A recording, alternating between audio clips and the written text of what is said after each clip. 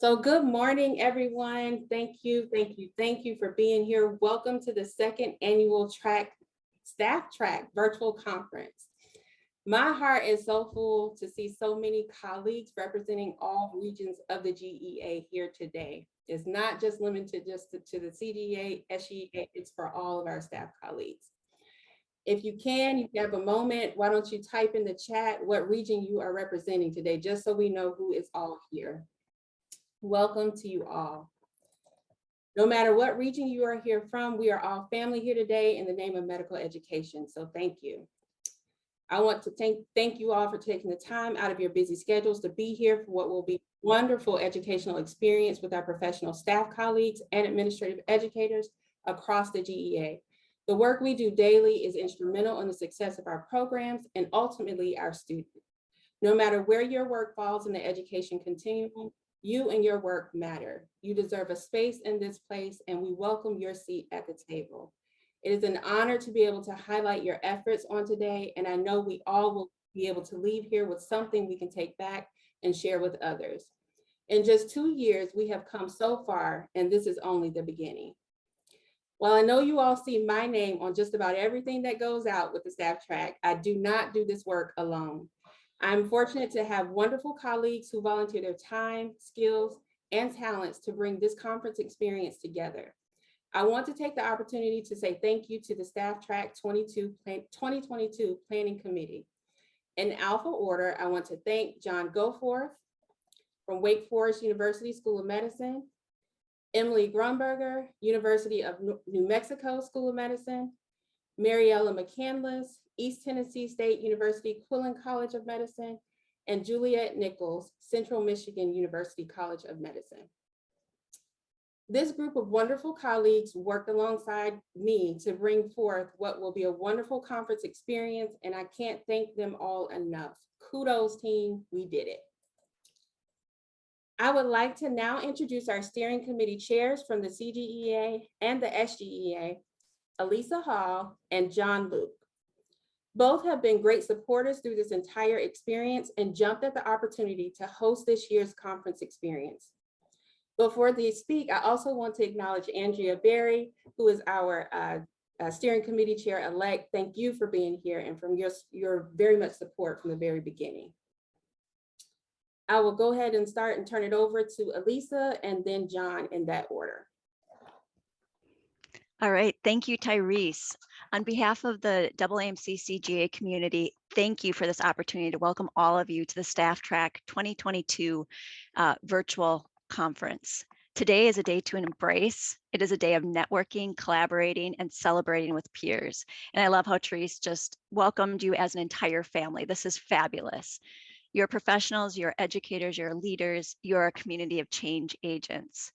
And as a community, to paraphrase Brene Brown, moving what we are learning from our heads to our hearts through our hands. As you are creatively exploring complex challenges and normalizing the new normal in medical education today and along the journey ahead, find energy as a community in promoting curiosity and infinite mindset and resilience. It is my honor and pleasure to be engaged with you in this dedicated, empowering space. As we go forward together today, I leave you with this inspiration from Judge Ketanji Brown Jackson. Be open to new ideas and experiences because you'll never know when someone else will have an interesting thought or a new door will open to take you on a journey of your dreams. Thank you. Thanks so Alyssa. much, Elisa. Good morning and welcome again. My name is John Luke. On behalf of the Southern Group of Educational Affairs, I am delighted to welcome you to the second annual Staff Track program. I want to thank Tyrese and the Planning Committee for their amazing effort to uplift and to present this high impact program for all of you to enjoy. I'm particularly delighted because I've worked with Tyrese in thinking about this, and part of Tyrese and I have talked about was the importance and the vitality of all of your work in medical education, especially now more than ever. I think part of my own learning has been that our success in our learners' success is not uniquely those of faculty. It really hinges on the team collaboration of all of us together. And I hope the students realize this, but I think that the work that you do is so crucial to their professional development and their professional identity formation of the future physicians and future care providers that we want them to be. And I thank you for the contributions that you make to guide them, to help them on the right path. I'm excited for this program because I glanced at it and it is really amazing that there's so much work and so much experience to be shared. And the other thing I want to highlight to you is that even though it's called a staff track, you are all colleagues. You are not staff in my eyes, because all of you are educators in your own right. You might be administrative educators, you might be other educators in other fields, but you are teachers. You are teachers, and I'm so grateful that you are part of this mission and part of this journey to help really transform and to create the right practitioners for the 21st century. So thank you very much and enjoy the program. Thank you both so much. And again, thank you for your support for this effort. We really, really appreciate you both. All right, y'all. Now I have the proud honor to introduce our keynote speaker for today. If you were to ask me who inspired this work, I would say number one is all of you on this call today, because of the work we do matters and it is instrumental to the work we do for the success of our programs, and most importantly, our students. Number two, it is my supervisor, Dr. Myra Bond, who is a force to be reckoned with as a staff professional turned Associate Dean of Medical Education and Student Affairs. And third would be Dr. Myra Haney Singleton. In 2019, my colleague, friend, and sorority sister, Dr. Yolanda Hood, shared an article with me about Myra and the work she was doing to empower her students, as well as her journey as a staff professional turned Associate Dean. I was in awe of her story and truly inspired by all that she was doing. I will not spoil it for you because I want her to give that opportunity to tell her story. Myra earned a Bachelor of Science degree from the University of South Carolina, Columbia, a Master's of Education degree with a concentration in counselor education from the Citadel, and a Doctor of Education degree from Walden University. Upon completion of her master's degree, Myra assumed several leadership responsibilities in the College of Medicine Dean's office at MUSC. Myra is an active member of the MUSC community and serves on several committees at the university and college levels. She currently serves as the Associate Dean for Student, and she is the recipient of numerous awards and honors. Success. It is my honor to introduce you to Dr. Myra Haney Singleton. Good morning, good morning, good morning, everyone. And thank you so much for this opportunity. Thank you so much for allowing me to be a part of this amazing, amazing conference. So let me just tell you, I love when you blow it up in the chat. So can you all just give everyone something inspiring, empowering, and encouraging in the chat as we move through this talk today? I do want to thank Ms. Tyrese, who has been absolutely exceptional in all she has done to make sure this program is implemented. I do pay attention to the drivers of the mission, and I am so honored to give some remarks today. I do want to give a shout out to the amazing planning committee. I do know that the work is so laborious at times, but it matters that you do this work.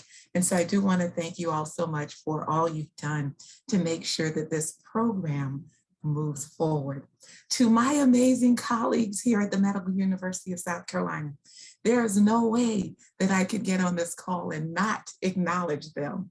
So I would like to say I am so grateful for my dean, Dr. Ray DuBois, who is now transitioning into another leadership role, but we are now in the hands of Dr. Terry Steyer, who is our interim dean, and to my supervisor, Dr. Donna Kern, who is the senior associate dean for medical education, and to the best team in the world, the group on student affairs. I want to tell them good morning, and to all of my wonderful, wonderful trailblazers here at MUSC, and to my family, my husband, Wayne. Before I begin, I want to remind each of you, we are better together. And so when I received this awesome invitation from Miss Tyrese, I get a lot of emails. So I said, is this a joke? Is this really a real email? So I called her up, we talked about it, and you never know who's seeing your light. And so a few years ago, there were some leaders here at MUSC who asked me to participate in a Women's History Month session, and they wanted to do an article. Well, that article went out from Dr. Yolanda Hood to Tyrese, and here we are today. So I want to just thank her for her kindness and encouragement. And so I will begin this now so that I will remain on task. I will do my stopwatch because I love to talk, because I love to speak, and I love to share some type of a lesson along the journey that I have had. And I want to begin with a poem that my mother used to share with us as children. And the words of the poem is, if a task is once begun, never leave it till it's done. Be the labor great or small, do it well or not at all. To all of the amazing leaders on this line, I do concur that you all are leaders. You all have stood in the midst of the fog, which is called COVID-19. You did not stop. You kept the processes going. When the administrators were looking for the drivers, you were there. I know you all were there. So I understand the sacrifices that you make. I understand the work that you do. And as administrative professionals, it's important for me to remind you of the essence of your mission. You are appointed in a space every day. And like when we were growing up, my mother used to say, occupy the space you're in.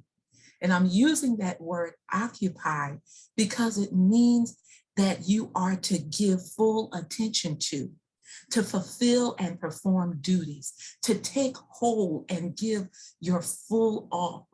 And so that is really what you do on a daily basis. Your space, you give with problem solving, you strategize, you organize, you lend your voices. Now, there are many times when we had to convert things to virtual platforms, who could do it? Who had the skill set? Who had the abilities? Many of you did. And that's why I do want to share that your role is essential to the development of the next generation of physicians. So let me say thank you. Let me say thank you. Let me say thank you. Because many times it is a thankless job. There are times when names are not called, but remember, I'm calling your name by saying thank you to each and every one of you. Now, I will begin my talk with my story. Miss Tyrese said, do you have any slides? And I said, no. I do want to share the journey that I have been blessed to experience here at MUSC. And so I do want to ask you all to make sure that you're taking notes because there may be a quiz at the end. So in 1999, in July, it was a very hot day. I was asked to have an interview with the Associate Dean for students in the College of Medicine. So I walked into a very, very impressive office just to talk about my skills and what I had hoped to bring to the experience. I met with a gentleman by the name of Dr. Victor Delbini.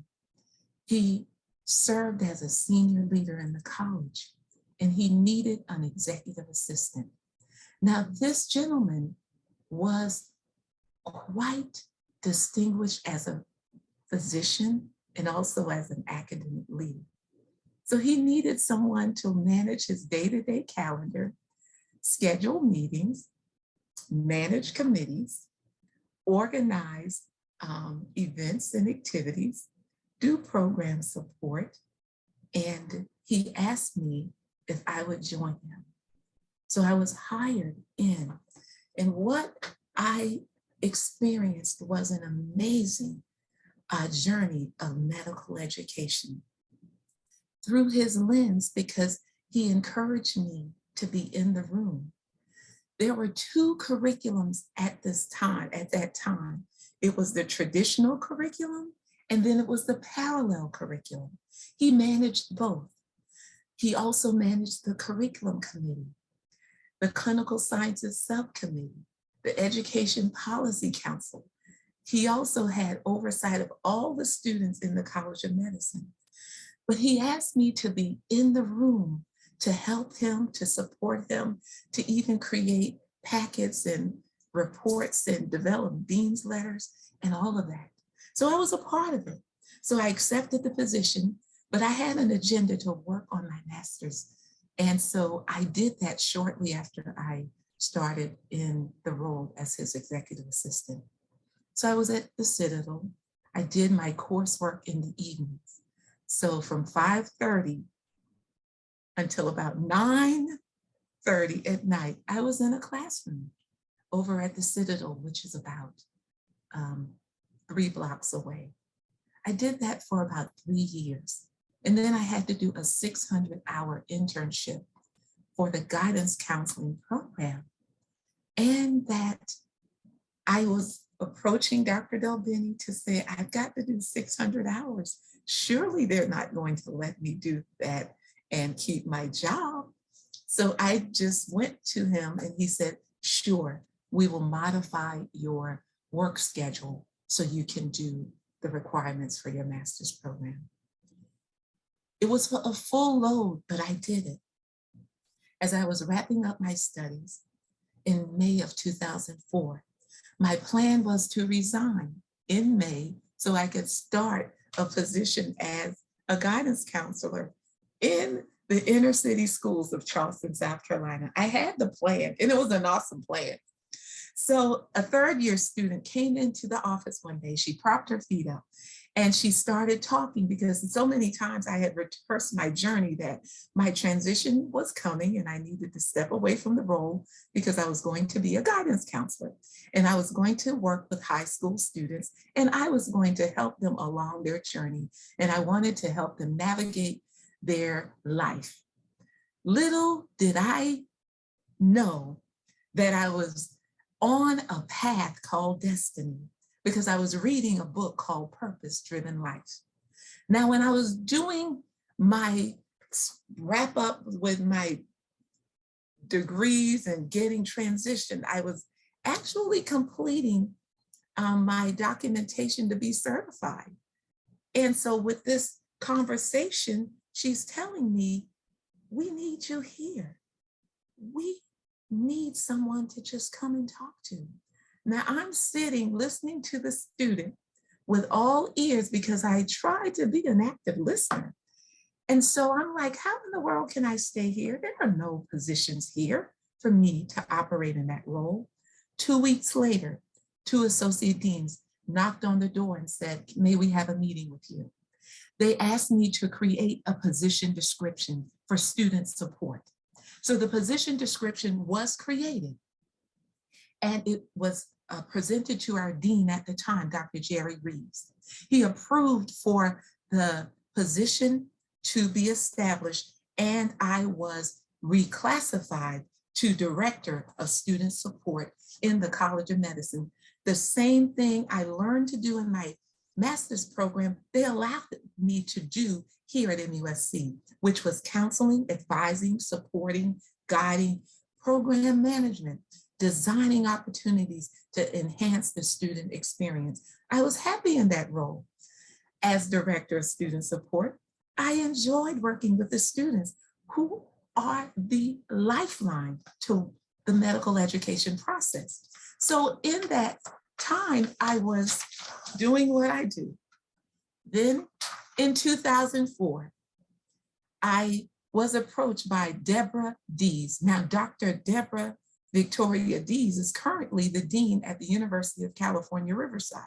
She was my mentor. She is my mentor. She is a phenomenal leader. And I had an encounter with her, and she said to me, I am preparing to lead the LCME, and I need to organize the teams who will help prepare for the site visit. Dr. Dees asked me about the support programs. She asked me about the advising programs. She asked me about how did it all start? How was it being managed? And basically, how did we make it happen? She said, I'm going to need you to be at the table during the LCME site visit. I'm going to appoint you as Assistant Dean for Student Affairs. Now, let me tell you, mentoring matters. So if you can just type in the chat, mentoring matters. There's no way in the world that you can get to another level without a mentor. She guided me. She spoke a whole lot to me. And if I will be honest with you, she had to redirect me a lot of times because she challenged me when I did not feel that I was adequate. When you have worked in a support role, you're used to being on the sidelines. She's trying to put me front and center, and I don't know if I was ready. Yet again, she did not take no for an answer. So Dr. Dees asked me to serve as Assistant Dean for Student Affairs.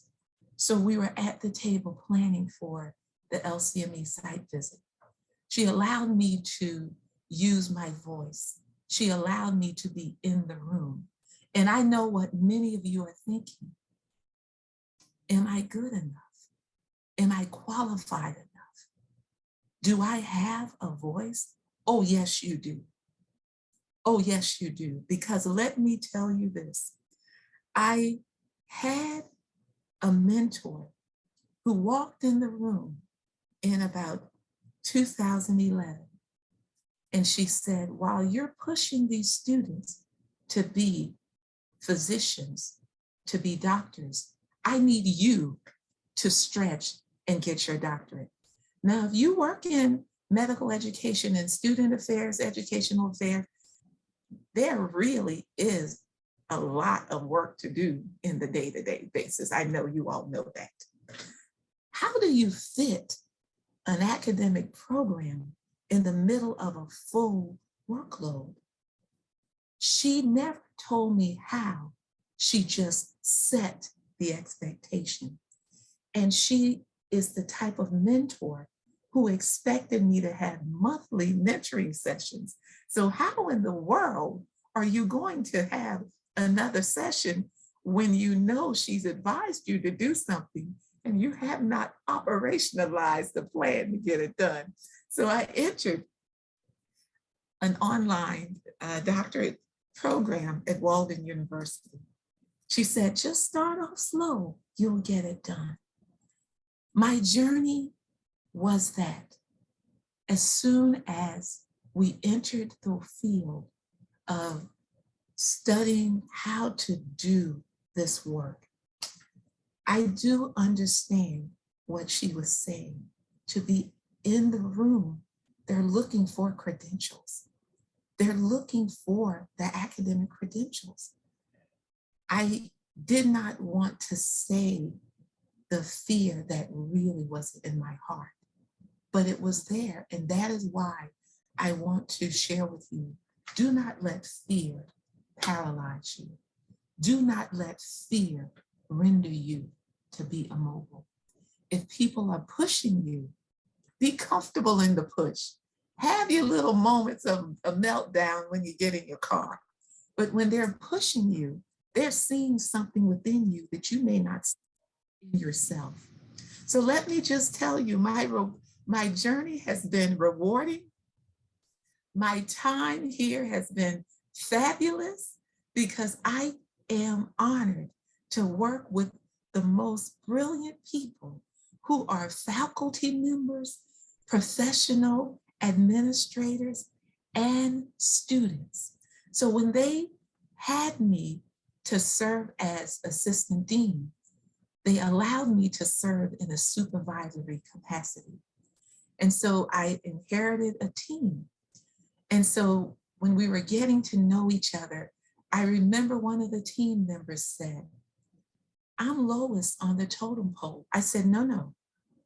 There is no such thing as a pole in medical education. I've never seen a pole move anything. I've seen teams move mountains. And so every team member plays a vital position in the process. So when I walk in a room, I do not expect team members to be sitting in the back like they don't belong. I don't expect team members not to use their voice, because there's value in their voice, because they have a perception and a perspective that can make it all better. So that is what I believe, and that is what I hope the leaders on this call will believe as well. My journey has been most rewarding because I've always wanted to be a guidance counselor, and MUSC allowed me to do that in a different role, because I get to meet the students where they are. And that is a part of the negotiation when they were telling me I needed to stretch into these roles. I've always asked my leaders, let me always remain connected to the students.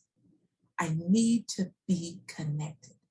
Why? Because they are the reason we do what we do. They are the ones who come in trying to explain why they're not good enough. They're the ones who tell you about their stories. And we're in a position, I believe that we are strategically positioned for impact. So when they come in and they tell me, "Ms. Myra, do you know where I've come from?" And I'm like, I know where you're going. So let me redirect you that where you came from really doesn't matter. It matters where you're going. So you all are in a position to speak life and hope and give students so much promise, even if you have an encounter with them. So many times they have come in asking me to help them submit a withdrawal form because they had to retake an exam. My conversation is failure is not final. The only failure in failure is failing to rise up and try again. So when you're in these roles, you have encounters, you have opportunities to speak life to a physician who have worked all of their lives to become a medical student. And just because they have an interruption, it does not mean it's a denial. It may be a delay, but not a denial. Why am I saying this? Because I get to see the full story. And I often tell them, let's get a plan, because everybody loves a comeback story. And that is a part of what we do in student affairs. Now, I'm going to ask you all to take a moment.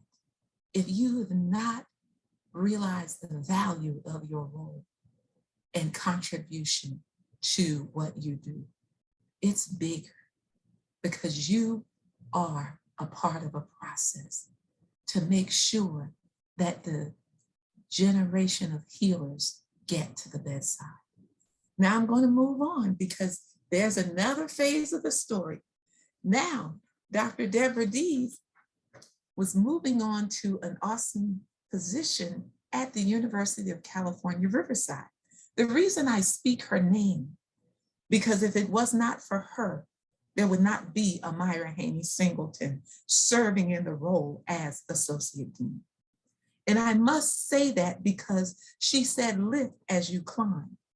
So when you're in a role and you have opportunities to make sure that someone moves into another level, you not only use the roles for your good, but make sure that other people who are in your circle with promise, potential, and all of the abilities and the skill set, make sure you create an opportunity for them to be at the table. So Dr. Dees was leaving. 6 years ago, she accepted an amazing opportunity at the University of California, Riverside. She said to me, I've submitted a recommendation for you to be appointed Associate Dean for Student Affairs in the College of Medicine once you finish your doctoral studies. I will be very honest and I will be very transparent here. I shared with Dr. Dees that I should not be an Associate Dean because I do not have an MD degree. Now, I said that too many, many times. I said, no, I cannot do this. I should not be in that role because I do not have the MD degree. Because I've seen so many MDs listed as Associate Deans. So I'm like, why would I be in that capacity?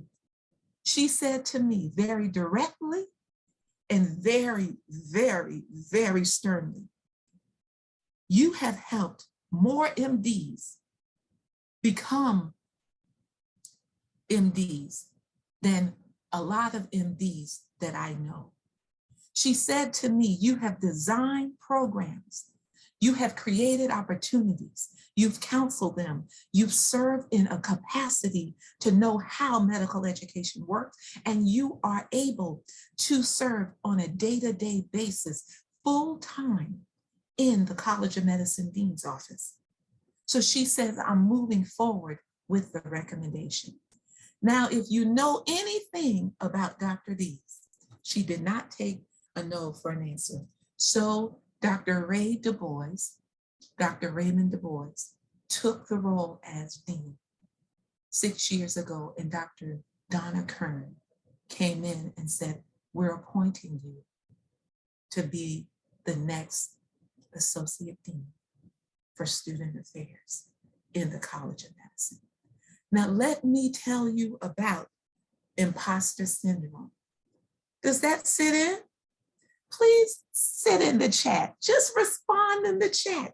Do you think that imposter syndrome can sit into your minds and your hearts? Please just respond in the chat.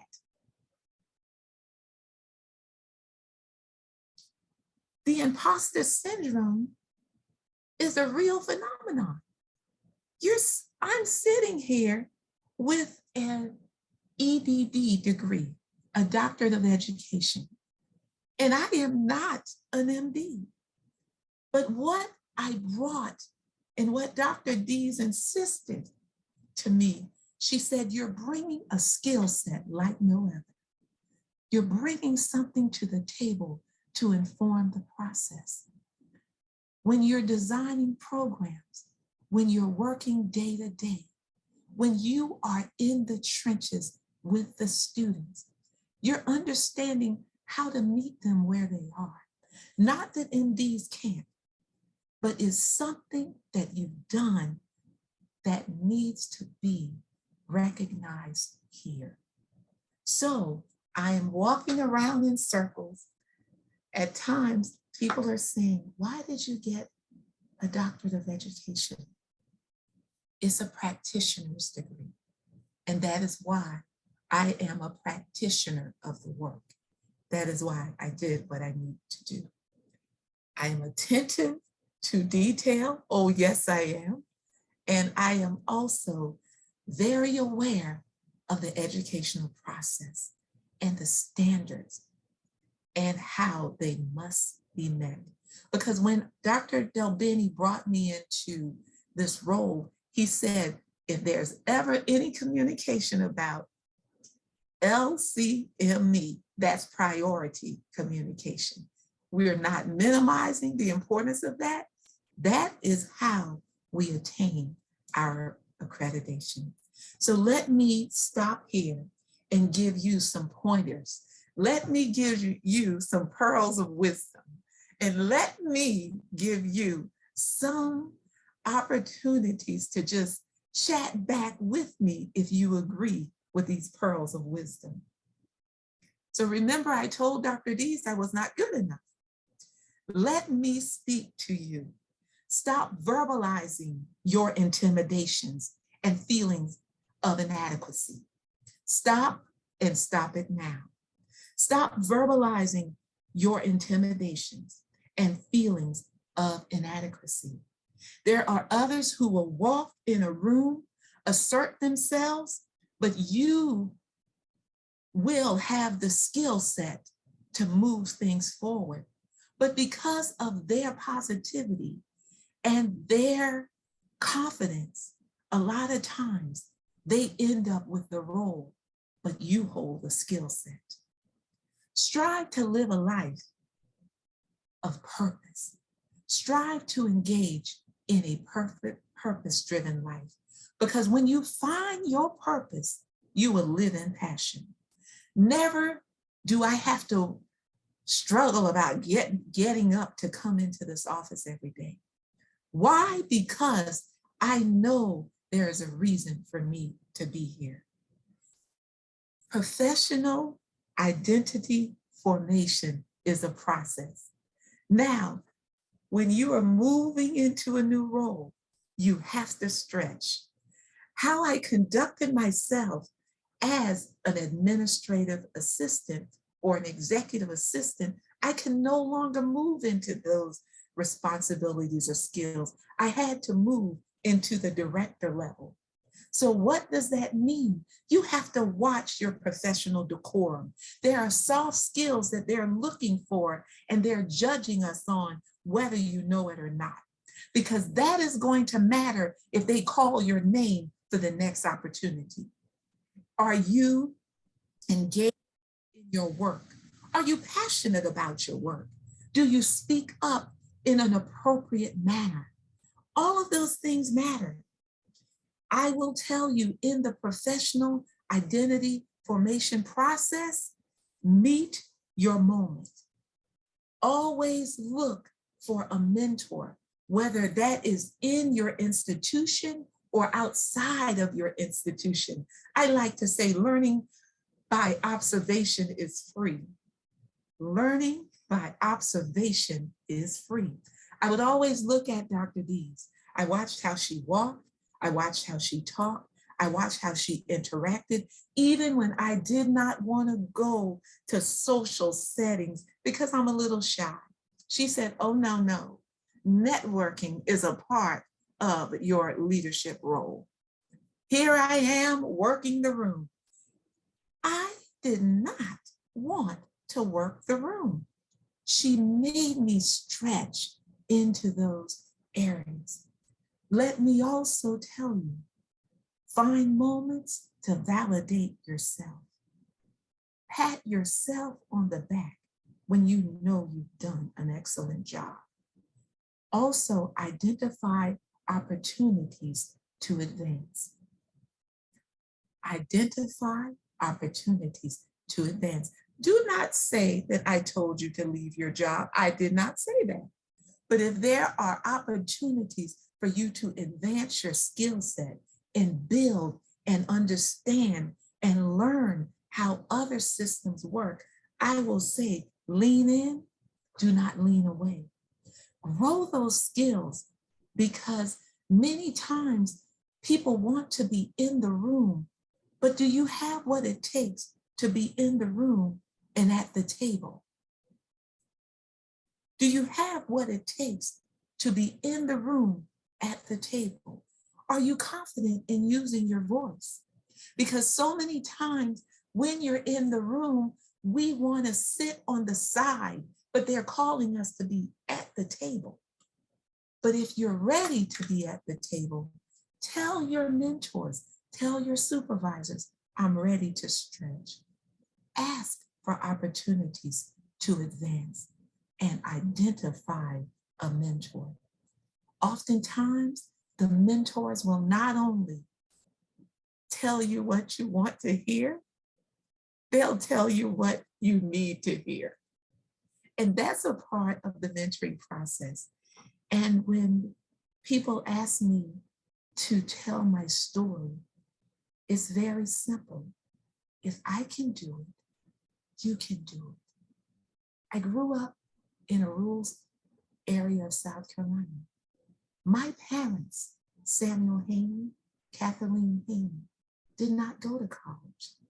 They made sure that all 6 of us, my 6 siblings, went to college.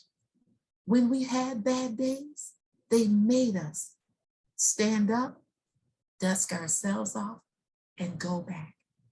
Whenever we wanted to quit, they told us giving up is not an option.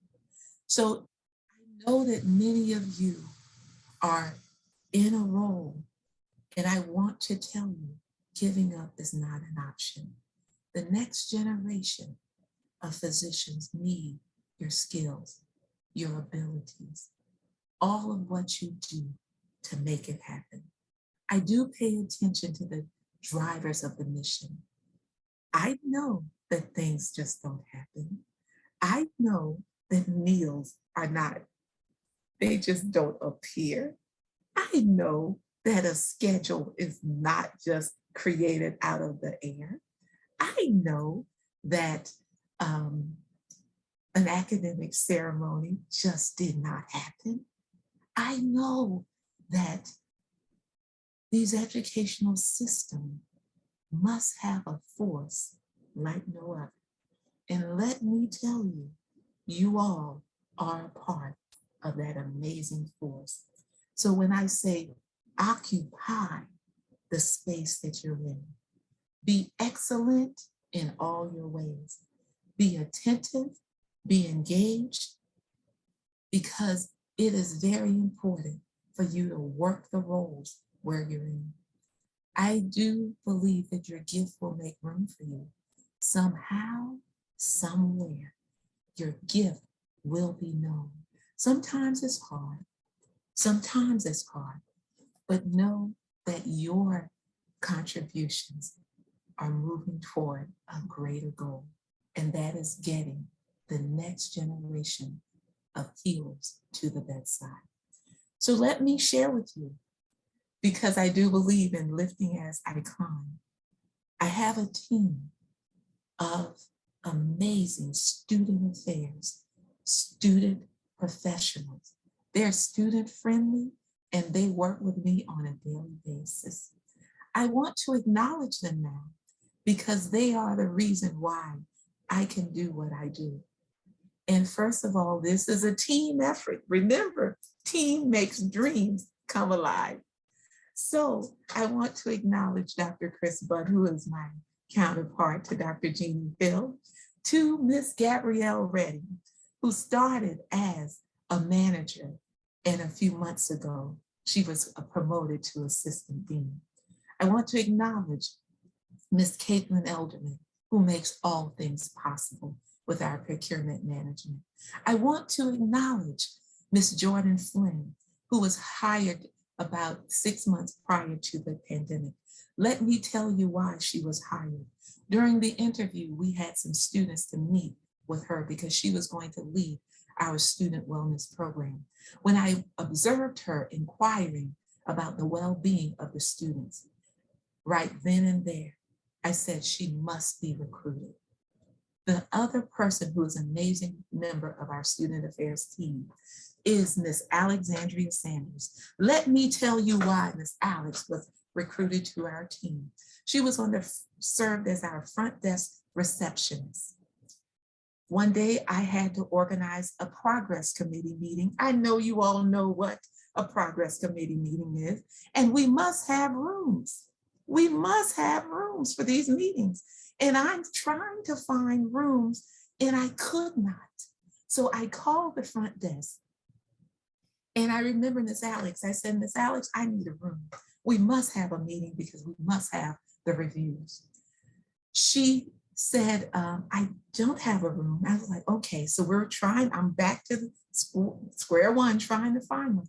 She called me back and said, Myra, I have a room for you. and we'll be able to use it for this, this, and that. I walked up to the office. I said, now look, Miss Alex, if I ever have a position, would you be interested in working with me? And the reason I said that, because she just didn't say there are no rooms and too bad, too sad, go about your way. She took it upon herself to say, let me problem solve on your behalf. That is why Miss Alex, and I'm sharing their stories because I speak their names, because they take care of over 700 medical students in the space of student affairs every day. So when Alex came on, she came on as a coordinator. She was promoted to manager. And a few, maybe last month, she was promoted to director. Lift as you climb. So as we're moving this forward, I'm not saying something that I'm not doing here at MUSC. So yes, I'm speaking their name. I only have an element of control with regard to the leadership role that I have. But at the end of the day, I want to make sure that they become all that they want to be. I'm challenging every one of you. If you're in a role and there are people who are helping you work the work, please acknowledge their humanity. Make sure that you understand that they are valuable to the mission, because I've learned that people will forget what you say, they'll forget what you did, but they will never forget how you make them feel. And as I'm coming to a close, if a task is once begun, never leave it till it's done. Be the labor, great or small, do it well or not at all. I'm so honored to have this time with you today. I've asked Ms. Tyrese to please let me yield to have a bit of dialogue with you all. I want to shout out to the other teams at MUSC, the education team, the admissions team, the diversity team, to the assessment team, and to Miss Michelle Knoll, who helped me design my study for my doctoral process. I must tell them thank you, because all of the faculty members, the leaders here, play a vital role to the process. And as I conclude, I want you all to know you all play a vital role to the process. So know that you are strategically placed where you are. So occupy the space you're in. Thank you so much for allowing me to share. Thank you so much for this time. Now, Ms. Tyrese, will you allow me to have any comments or any questions? Can we open it up for the time that is ours? Please let me know if you all have any questions. Absolutely. Before we jump into questions, I just want to thank you so much for this wonderful talk today. I know I have a lump in my throat right now from just trying to keep the tears. This was so inspirational, and I just cannot thank you enough for what you have said, what you have done, your story, your path, your journey is so inspiring. So thank you for being here. I really, really appreciate it. Thank you. Thank you. All right, while I get myself together. Okay. What questions do we have in the, please type them in the chat. You can, I don't know if I can make, let's do this. Let's type them in the chat and then I will read them aloud. Thank you. Oh my goodness. Oh goodness. Let's see if we have any questions here.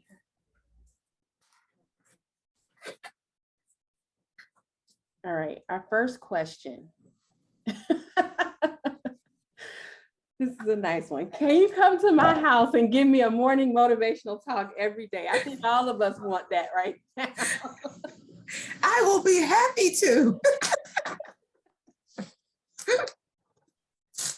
Ms. Myra, while we're working on getting questions, can you talk a little bit about sponsorship? Because that is an important piece when it comes to not just mentorship, but sponsorship and the importance of that in this space.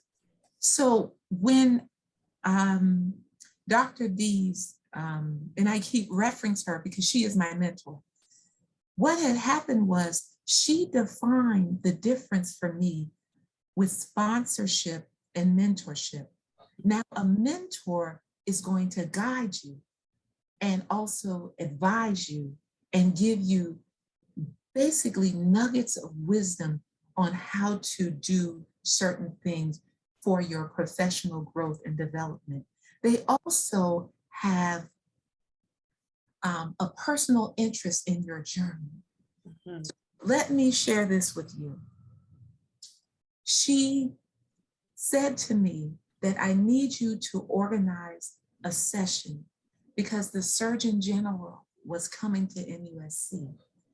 And all I did, we planned the session because event planning is a part of the work. You plan events. And she just allowed me to do it. And so we had the auditorium, the drug discovery auditorium filled. And what Dr. Dees did to me that day, I was in the back, making sure people were getting seated, making sure things were situated, making sure the audio visual was working and all troubleshooting was being taken care of. Dr. Dees got up and spoke my name in front of an entire auditorium. And I was like, she said, do you know what I did for you? I sponsored you. How many people would have ever got to hear your name or even know your name? So that is what I do to people. And that is what I did for my team a moment ago. I spoke their first and last names. Why? Because it's not about me. It's all about what we can do to make sure that others advance. So the difference between mentorship is making sure they know how to be appropriate and ready for the roles. But sponsorship is making sure you're elevating them to the opportunities and making sure not only that you're putting them out, but that you are there to guide them. I will tell you a story. Dr. Dees had me presenting at a national meeting at the AAMC. I will share, I did not want to present because I told her, I am afraid. I don't want to do that. You do that. She said, you will not retreat. We were in Boston, up on a platform presenting. She would not let me retreat. Sponsors will not let you retreat. Thank you. Thank you. Thank you so much. Next question. What advice do you have for others who work in a situation where you feel like you're always fighting to be heard? Be patient in the process. Be patient in the process and find an outlet, because I'm telling you, it's frustrating. But do not vent in the wind of all. Find a safe space and vent. And also keep pushing, keep pushing, keep pushing and networking. Thank you. All right, let's see, next question. How do you navigate the hierarchy and politics of medical education in order to help lift as you climb? You must be intentionally strategic because we do work in systems, and you have to, at times you have to wait things out, because I have been fortunate to have deans who supported everything we asked for the students. If we wanted to create a wellness program, they gave us the charge to do it. But what is a program without resources? Everything I've asked for, and I'm saying this loudly, Dr. Kern, who's my current boss? Yes, indeed. Dr. Kern, can we have snack drops? Absolutely, Myra. Can we order so-and-so for the student? Absolutely. Why? Because when we are creating a wellness program, how in the world are you going to create programs without resources? Mhm. And so when you are establishing a program, we must learn the art of networking. We must also learn the art of waiting it out, because sometimes everything is no. Right. But wait it out. We also have a university level resources, and I've got some university colleagues on this call too. Ms. Erica Blygen actually has oversight of our student programs for the entire university. So there are times when we just need help. And so that's where we do extend those collaborations outside of the College of Medicine. And I do want to encourage you all to think about partnerships outside of your institutions, because sometimes people are waiting to sponsor things. So think creatively, think outside the box sometimes. Thank you. Thank you. Excellent question. I know, and we have so many more. I'm gonna try and get through them before we have Let's to do this. break out. Let's see. Next one. Medical education often has limited routes to move up in the staff hierarchy. What would you recommend to those seeking movement but do not know where to begin? Great question. What I will ask you all to do, I was asked to create a position description. And so many times what I've said, there was not a position here for me, but they created one for me. Inquire if positions can be created. And I'm saying that because there are times when I did not know things could be done. Now, not only did I create the position for me, other positions were created after me. We didn't have a director of student support and wellness. They allowed me to create it. And there are other units in the College of Medicine where I've given a model of what a position description should look like. I'm not just holding on to what I've created. If there are other opportunities, if we're growing the systems, how are we growing without growing the personnel? And not only growing personnel, growing leaders. Mm-hmm. Leaders lead. Remember, we started, leaders lead. And Dr. Dees assured me that you do not have to have an MD to leader. And so that is what I'm going to challenge you all to think outside the box. And I was laughing because I told her, I said, Dr. Dees, I don't have an MD. I don't have an MD. And now I'm thinking, they didn't ask me to do a brain surgery. They didn't ask me to diagnose a patient. They asked me to lead a team. That's all they're asking me to do. Right.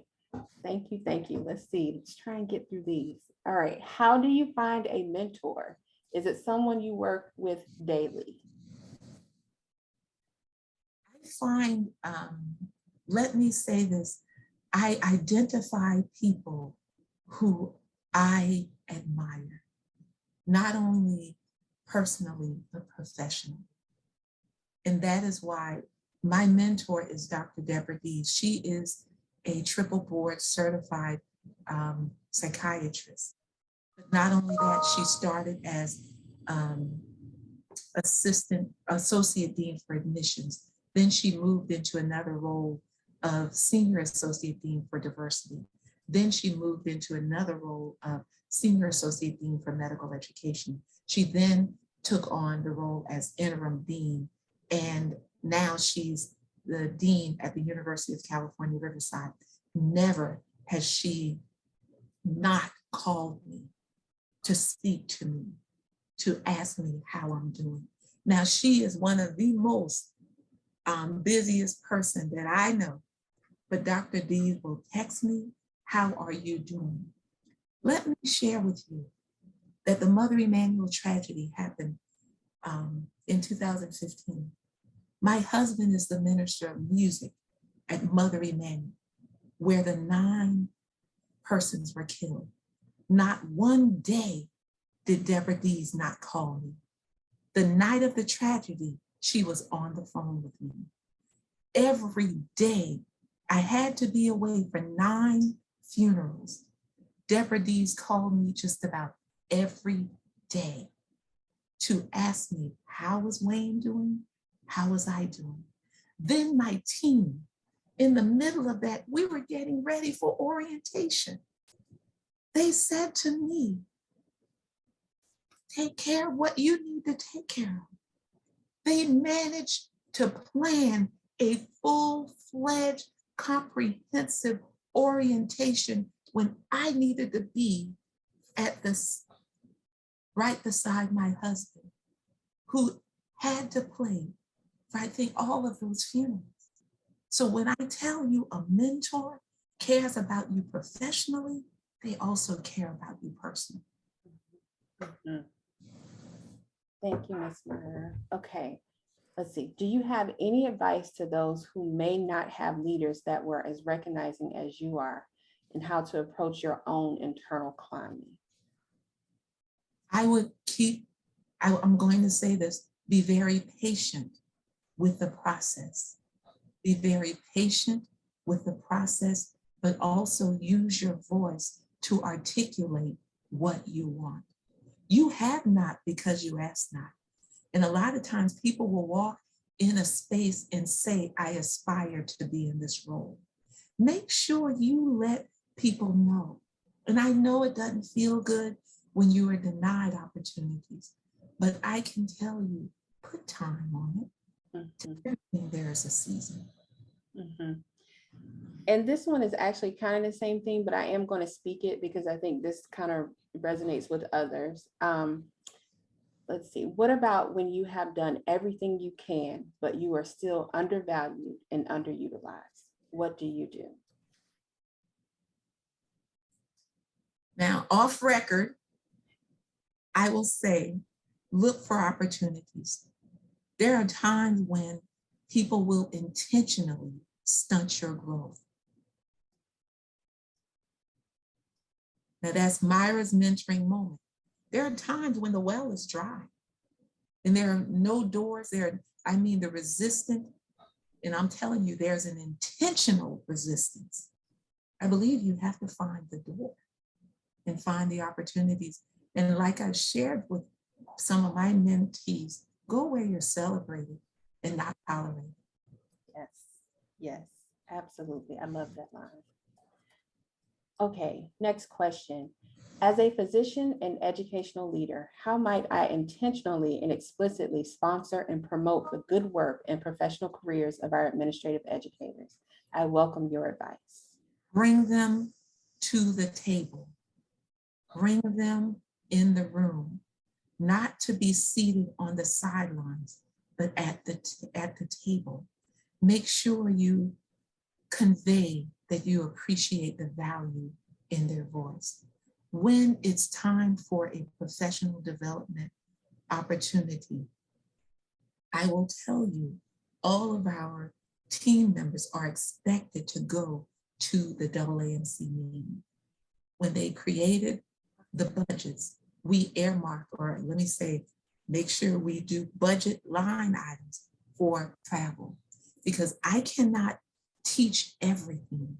There are some experiences they have to have on their own. So I've encouraged their own professional, for them to engage in their own professional development opportunities, because there is something about going to a professional meeting and building collaborations and communication with people who are in similar roles at other institutions. So I do encourage our team to travel to professional meetings and also engage in these professional organizations. All of the members on my team, I will ask, are you a member of Staff Track? That's what I'm going to ask them. Yay. It's a phenomenal, phenomenal opportunity. Thank you for that plug. We appreciate it. You're so welcome. Here's a question. So with such a tumultuous time in our work life, what suggestions do you have for navigating the constant staff, faculty, and leadership comings and goings, especially when institutional and departmental knowledge comes and goes? Control the things you can. Always keep records. Always keep records, because there are times when the structure, and that's one thing I've learned about Dr. Delbene, there must be intentional structure, because no matter who comes and who goes, the infrastructure must be stable. And that is why I will say, make sure you pay attention to how things operate. I've been through 3 LCMEs, 3 curriculum reforms. So I'm telling you, while I'm not in the curriculum, I promise you, I know how it is supposed to operate. I know the function and structure of a medical school. There is an order to how it's done. And so when they ask you if you have resources, if you have even a document, make sure you have it in place. So no matter who is in the door, because there are a lot of changes, but making sure that you have how things should be done. And when you have a new leader, make sure they are successful. I will tell you this, when Dr. Dees assumed many of her roles, I would ask her, do you need any help? Did you need anything? Because I've been in the dean's office since 1999. I've seen a lot of things. I understand a lot of processes. So we also have what we do in student affairs is a timeline. Every month, certain things should be happening. Every month, we should be on track with something key in the educational process. So if you have a timeline, no matter who's coming in the door, they should understand when things should be occurring and who are the key players to get it done. And many of you are key players to get it done. All right, well, I am searching the chat and I think we have gone through all the questions. Here, let me just make sure. I don't want to miss anyone. Yes, I think we have gone through all the questions. So thank you so much. And as my alarm goes off to give me the buzzer for the transition of this program, again, I want to say to you, Dr. Myra, thank you so much for being here, for sharing your story, for sharing your journey. It truly has been an inspiration for myself, and I'm sure others on this call. We really appreciate you, and we hope this is not the last time we see you in this space. Thank you so much. Thank you so much. Continue to shine, everyone. Thank you. All right, everyone. So we are 10 minutes early, but this is actually good because this gives us time to get our presenters in their breakout rooms so that they can get set up. And then, so I'm going to go ahead and open up the breakout rooms to allow them to transition over. If you don't mind, give them the time to kind of get set up before you join those rooms. And as they are doing that, I'll kind of go through the schedule of the first session because there are some changes that I need to announce here. So let me go ahead and open up those breakout rooms to allow people, our presenters, to get in their rooms. Hopefully they are seeing that and they can join. If not, we'll help them get set up. But if you have your program in front of you, so you see session 1 is going to include our innovation poster session in the first 5 sessions. So that will be in one breakout room. We have 2 workshops going on at this time. One of them is going to be hosted in a breakout room here. The second one is going to be hosted in a separate Zoom link outside of this Zoom. That link is in the program, but we will also put it in the chat so that if you want to join that one, you can. And that one is going to be where have you been and where are you going? A professional development workshop to highlight all unique experiences and pathways for advancement in medical education administrative professionals. And that is led by Ryan Quigley. So his will be hosted outside of this Zoom. So we're going to give them a few minutes right now to get set up. And then I will come back on and give you the announcement for actually join your rooms. And you can move yourselves between the breakout rooms. We do not have to move you. All right, so you can take a little break, go off camera, get some water, get a snack, do what you need to do, and come right up on back at 11:20 so that we can get started with this fabulous program that we have for you all today. Thank you all so much.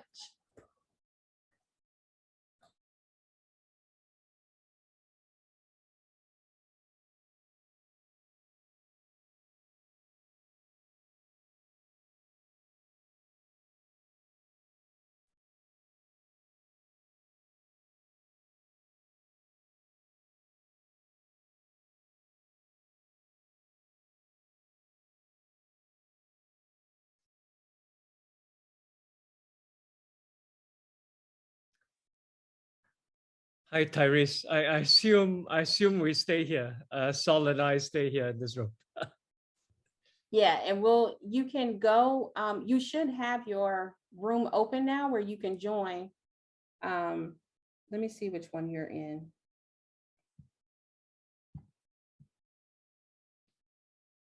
Yeah, so your room is open. I can move you into it now. Please do. And John Sanders has also managed to join us because he's finished his PhD. So can you move John? Can you move John as well and Sol? Thank you. Absolutely, so we will. Thank you. Thank you.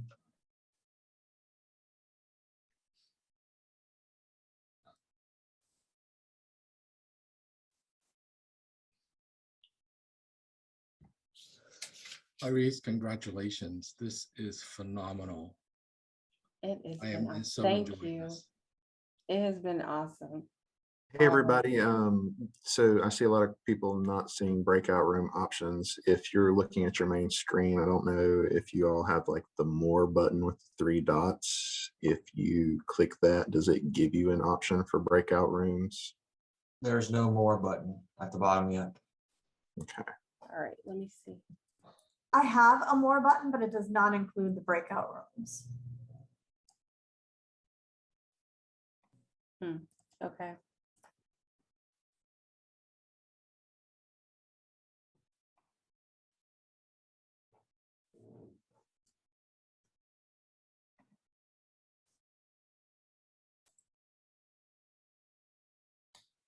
Do I need to go in the settings or something to?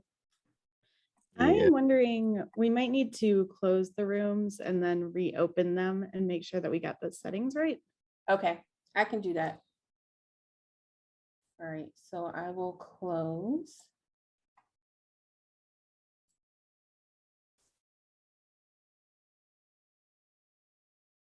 And so it's just going to take a moment.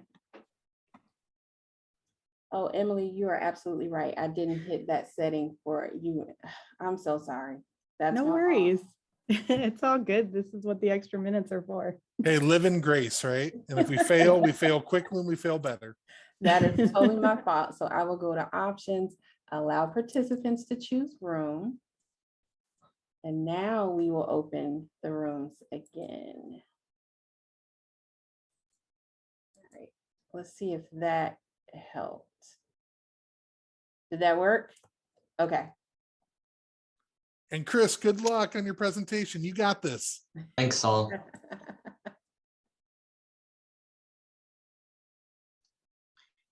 Ty, did you add the link to the session that's outside of? I will do that now. I got it. I posted it in right now.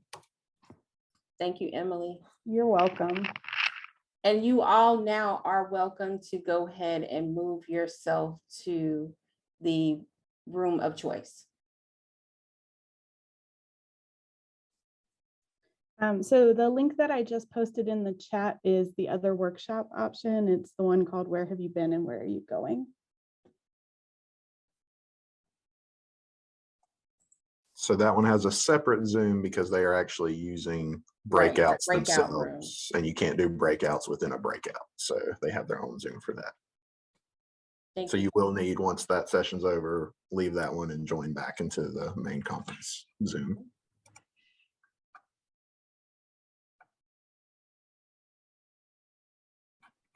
Nikki's question, yes, there are only 2 breakouts. So one is poster, and then so within our Zoom, there's a breakout and then one for the scholarship. And then Emily just posted the link to the Where Have You Been and Where Are You Going?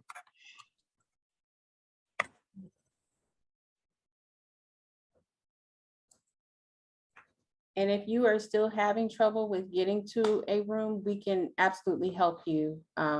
If you're not seeing the button or whatever, we can move you to a room of your choice.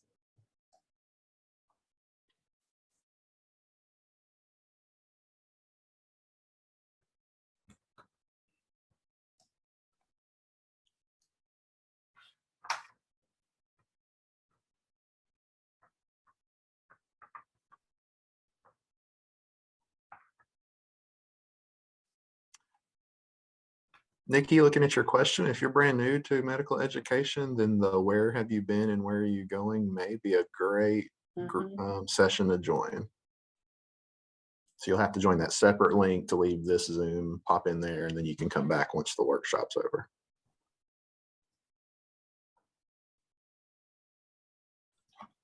Can I just tell y'all how much of rock stars y'all are? Just needed y'all to know that, to say that out loud. Thank you. Right back at you. You were the brainchild that has really pushed this forward. So this brain is about to explode, y'all. It's awesome. It's going really well. Yes, I'm so happy. It's good. Dr. Myra was so awesome. I was trying to keep it together. She did a great job. What a way to start the conference. Wait, what? Oh my gosh. Yes. And Tyrese, I just want to remind you that you're still recording, just in case you didn't remember that.